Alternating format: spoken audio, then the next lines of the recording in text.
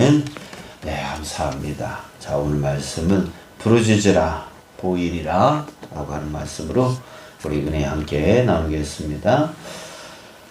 예레미야 선지자가 시위대 뜰에 갇혀 있을 때에 하나님께서 두 번째 임하셨다라고 하는 말씀으로 오늘 말씀이 시작되어지는데요.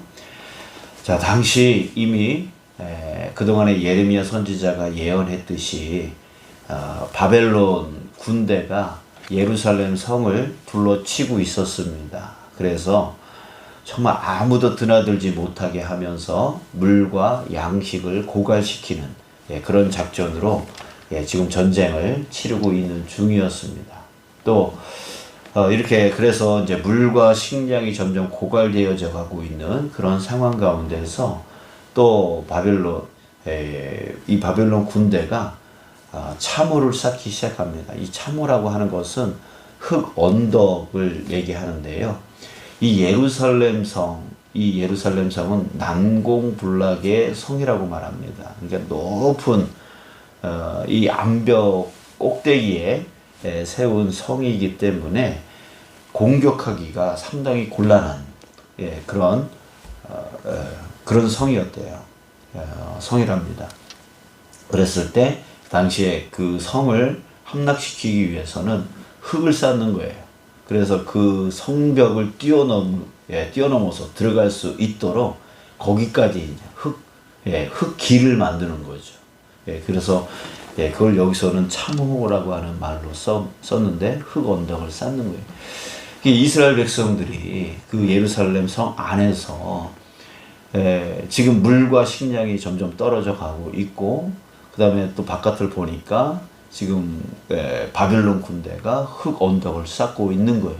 자, 그랬을 때, 자, 여러분, 정말 그렇게 쌓고 있는 그때에 하나님은 또 뭐라고 얘기를 하냐면, 너희들이 아무리 대항해봤자 소용이 없다. 너희들 그 성 안에는 시체가 쌓여져 갈 것이다. 뭐 이런 식으로 또 예언을 하고 있습니다. 자, 그런데 그 하나님께서 말씀하신 대로 지금 눈에 뭐가 보이냐면 그 말씀대로 이루어져 가고 있는 것들이 보이고 있는 거예요. 그래서 지금 조만간에 이 성은 완전히 함락당하고 자기네들은 완전히 다 죽어 없어질 것에 대한 그런 공포, 이런 것들이 이제 몰려오는 거죠. 현실적으로 현실로 다가오는 거죠. 그것이.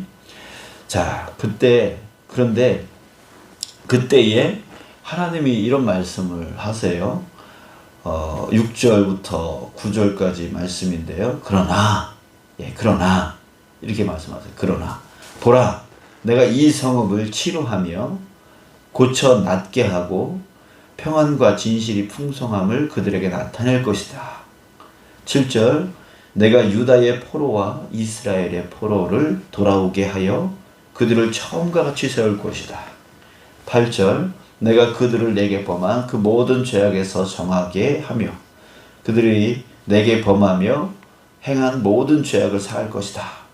9절, 이 성읍이 세계 열방 앞에서 나의 기쁜 이름이 될 것이며 찬송과 영광이 될 것이요 그들은 내가 이 백성에게 베푼 모든 복을 들을 것이요 내가 이 성읍에 베푼 모든 복과 모든 평안으로 말미암아 두려워하며 떨리라. 이런 말씀을 하십니다. 자, 즉 무슨 말이에요? 다시 회복시키고 다시 고치고 다시 예전처럼 그렇게 만들 것이다 라고 하는 그런 회복에 대한 예언의 말씀입니다.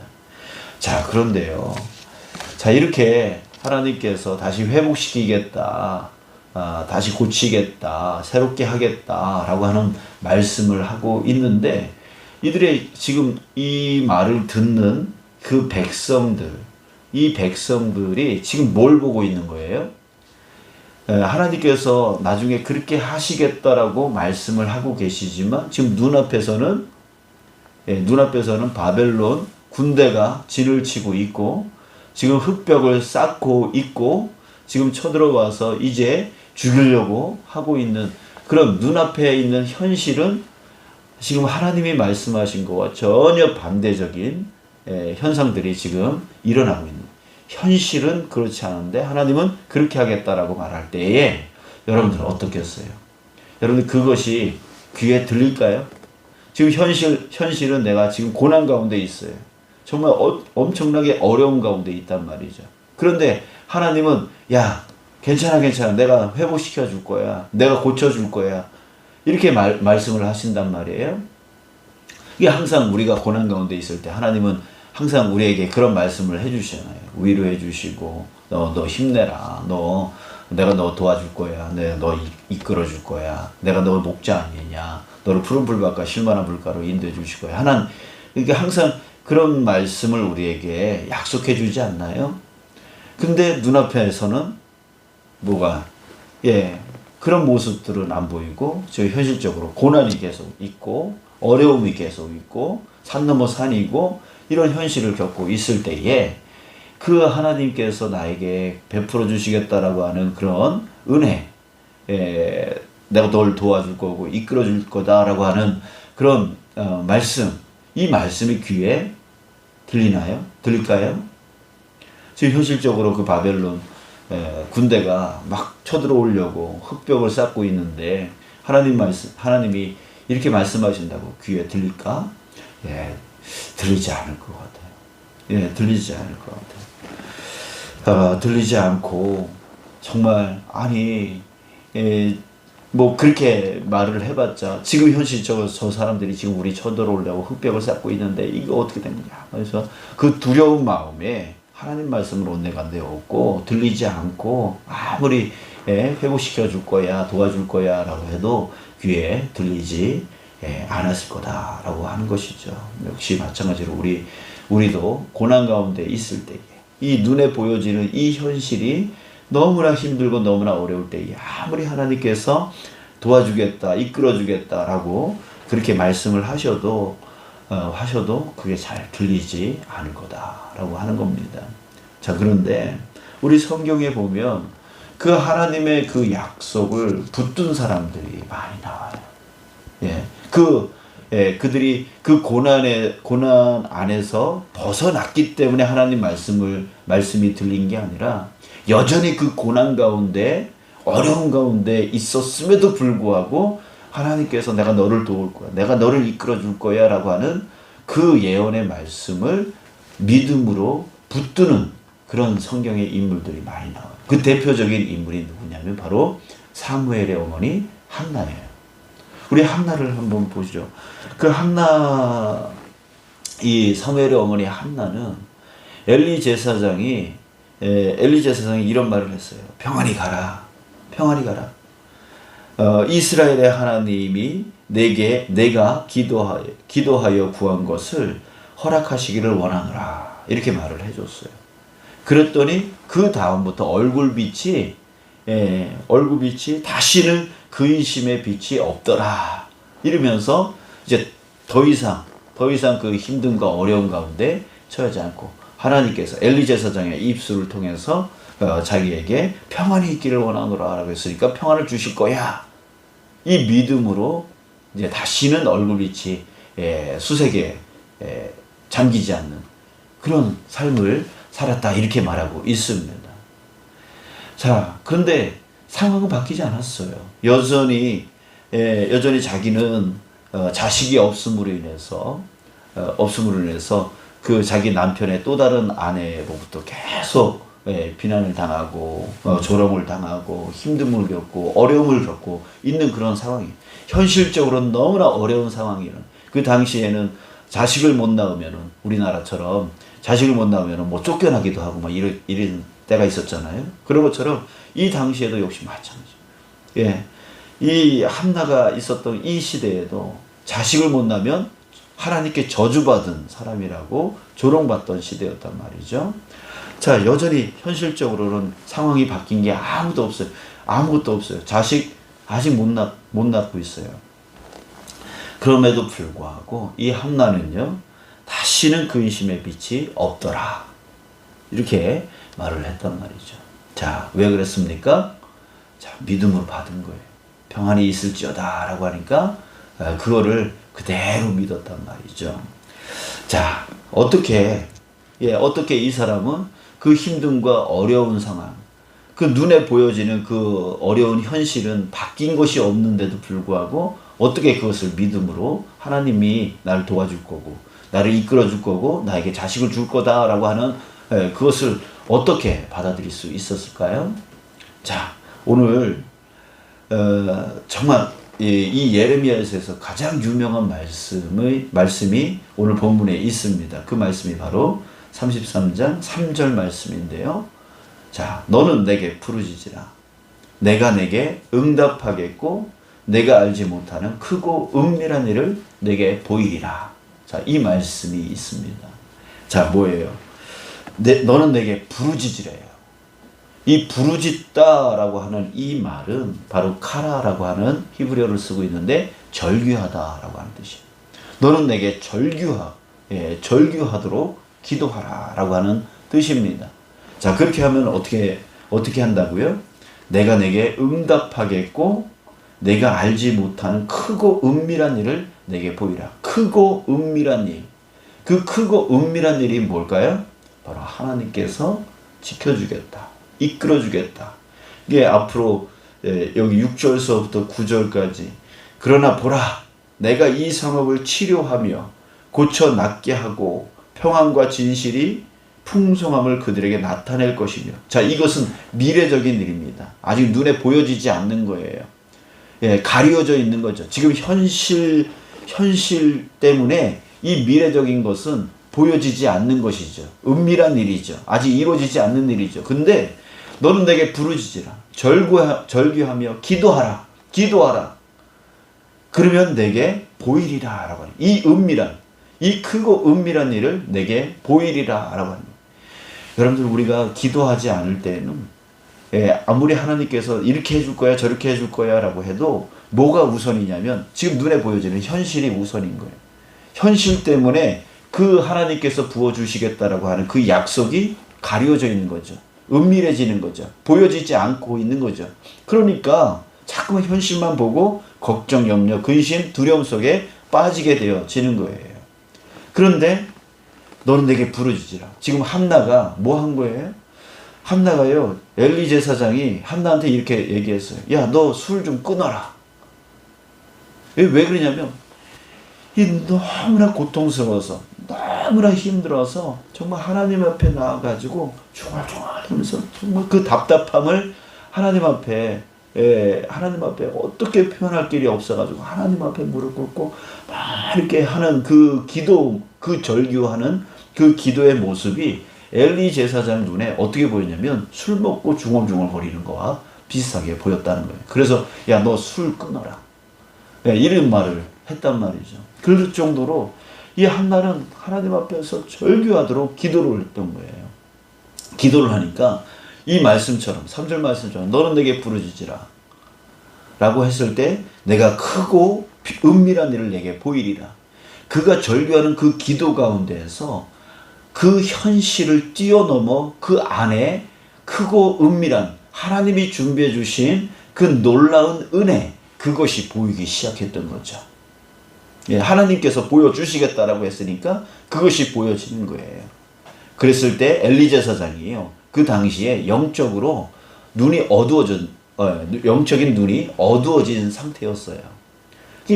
이 기도하는 모습을 술 취한 걸로 보고 있었으니 얼마나 영적으로 어두워져 있는 상태예요. 근데 그 사람이 너에게 평안히 가라 이런 말을 했단 말이에요. 하나님이 너에게 은혜를 끼치기를 원하노라 이런 말을 했단 말이죠. 자, 그럼 빈말 같은 그런 말을 이 한나가 믿음으로 받기 시작하는 거죠. 왜요? 엘리 제사장의 말에 정말 은혜가 있어서가 아니라 지금 한나의 눈에 현실을 뛰어넘은 그 너머에 보이지 않았던 그 크고 은밀한 것이 보이기 시작한 거예요. 아, 정말 하나님이 나에게 자식을 주시겠다. 이 믿음이 보이기 시작하는 거죠. 현실은 여전히 변하지 않더라도 그 현실이 여태까지 보여서 너무나 힘들고 너무나 어렵고 너무나 고통스러웠지만 이제는 그 부르짖음을 통해서 그 은밀한 것이 보이기 시작합니다. 하나님의 그 계획, 하나님이 나에게 부어주실 그 은혜가 보이는 거죠. 그래서 엘리제 사장이 그 말을 할 때 그것이 믿음, 하나님의 응답으로 딱 믿겨지게 되어지고 그 다음부터 다시는 근심의 빛이 없더라. 예, 믿음으로 온전히 선 거죠. 예, 그렇습니다. 정말 우리가 부르짖을 때에 우리의 눈이 보이기 시작하는 거예요.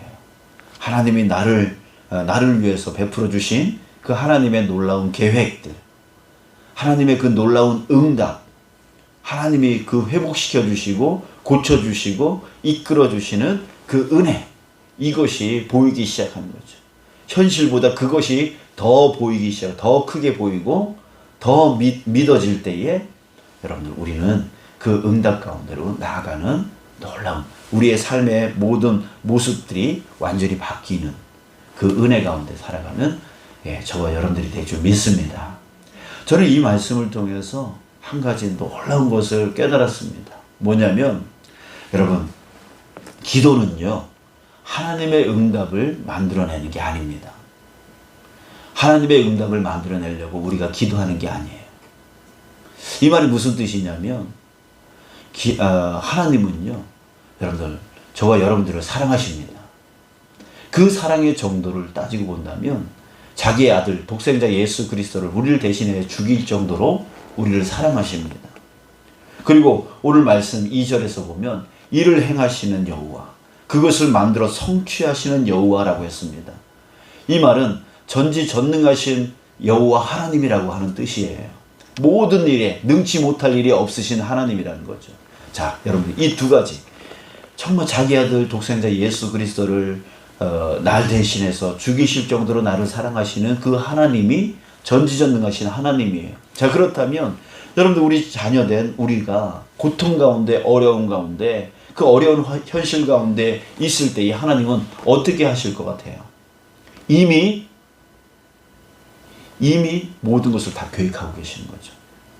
이미 모든 것을 다 고치고 회복시켜 주실 것에 대한 그 모든 준비가 다 돼 있는 상태라는 거예요. 그러니까 사실은요, 우리가 기도해서 하나님이 나를 도와주실 수 있도록, 나를 이끌어 주실 수 있도록, 나를 이 고통 가운데서 벗어나실 수 있도록 우리가 기도함을 통해서 그걸 만들어내는 게 아니고 이미 하나님은 다 준비해 놓고 계시는 거예요. 근데 지금 여기 한나가 그 고통 가운데에 뭐가 보여요? 그 고통과 그 힘듦과 그 어려움, 이것이 보이기 때문에 하나님이 이미 다 계획해 놓으신 그것이, 그 은밀하고 크고 은밀한 일이 보이지 않기 때문에 계속 두려워하고 계속 힘들어하고 계속 어려워하고 있는 것이죠. 예, 바로 기도는 하나님의 응답을 만들어내는 게 아니라 이미 하나님은 나를 사랑하시고 전지전능하시기 때문에 이미 나를 고치시고 회복시키실 계획을 다 준비해 놓고 계시는데 바로 여기서 부르짖으라 라고 말씀하신 이유는 그러면 내가 응답하겠다는 말이 아니라 그것을 내가 보이리라. 예, 우리가 기도할 때에 하나님께서 나를 도우시고 이끌어 주시는 그 하나님을 볼 수 있게 해주시는, 이 고난 그 너머에 반드시 하나님께서 회복시켜 주실 것에 대한 그것을 보게 되어진다는 거죠. 그래서 이 고난을 이길 수 있는, 극복할 수 있는 힘이 생기는 것이죠. 다윗이 얼마나 힘들었습니까? 그런데 그가 그 어려운 환경들을 이길 수 있었던 것은 바로 기도였습니다. 시편을 보면 끊임없이 기도하는 다윗의 모습을 우리는 볼 수가 있습니다. 어려운 상황들, 어렵고 힘든, 자기를 죽이려고 계속 쫓아오는, 자기가 잘 때 누가 와서 칼로 자기를 찔러 죽이면 어떡하나, 그런 상황들이 그를 항상 쫓아다녔어요. 근데 그런 상황 가운데 그는 이기며 살았습니다. 그 이유가 무엇입니까? 바로 기도했기 때문에. 예, 기도해서 하나님이 보호해 주신 게 아니라 이미 보호하시는 하나님을 기도를 통해서 보게 되어지는 것이죠. 예, 보게 되어지는. 그러니까 평안이 그에게 있었던 거예요. 그 어려운 현실 가운데서도 평안이 있었던 거예요. 그것을 극복하고 이겨나갈 수 있는 힘이 있었던 것이죠. 여러분들, 기도는 우리의 눈을 열게 만듭니다. 이 어려운 현실 가운데서 도우시는 하나님을 볼 수 있는 눈을 열게 만들어주는 게 바로 기도예요. 그래서 부르짖으라고 말하고 있는 겁니다. 사랑하는 여러분, 하나님께 응답을 만들어내려고 우리가 기도하는 게 아닙니다. 이미 하나님은 다 준비해 놓고 계십니다. 다 이끌어주고 계십니다. 나를 떠나신 적이 없습니다. 나를 돕고 계십니다.